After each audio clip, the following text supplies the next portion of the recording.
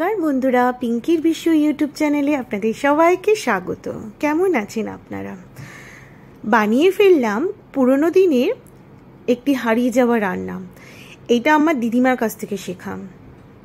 প্রথমে আমি এই কাঁচকলার খোসাগুলো জমিয়ে রেখেছিলাম বেশ কদিন মানে 2-3 দিন ধরে। একটু মোটা মোটা করে আমি কেটেছিলাম কাঁচকলার খোসাটা, যাতে অল্প অল্প কাঁচকলাও ছিল।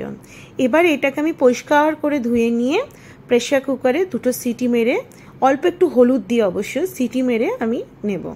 প্রেসারে আমি খুব অল্প পরিমাণে জল দিয়েছিলাম যাতে নিউট্রিশনটা পুরো বেরিয়ে না যায়। দেখুন কি সুন্দর সেদ্ধ হয়ে গেছে। এবার এটা ঠান্ডা করে নেব, তারপরে খুব ভালো করে চটকে নেব। অনেকে আবার পিস পিস করে কেটেও নেয়, আমি এরকম করে চটকে নিলাম। বাজে যে খোলাগুলো, যে আঁশগুলোকে আমি বাদ দিয়ে দেবো। এই যে সরু আঁশগুলো যেন মুখে না পড়ে, এইভাবে আমি চটকে নিচ্ছি। এরপরে কড়াইতে আমি সর্ষের তেল নিলাম। সর্ষের তেলে জিরে, তেজপাতা, শুকনো লঙ্কা আর গোটা গরম মশলা ফোড়ন দিলাম। ফোড়নের সুগন্ধ বেরোলে দিয়ে দেব এবারে ডুমো করে কেটে রাখা আলুটা আমি একদম গোল্ডেন ব্রাউন করে ভেজে নেব। আলুটাতে সোনালি রং ধরে গেছে। এরপরে আমি দিয়ে দেব কাঁচকলার খোসাটা।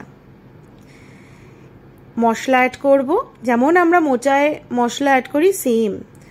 স্বাদ মতো নুন, আর বাঙালি রান্নায় অতি অবশ্যই তো একটু মিষ্টি মিষ্টি এসব না হলে তো ভালো লাগে না।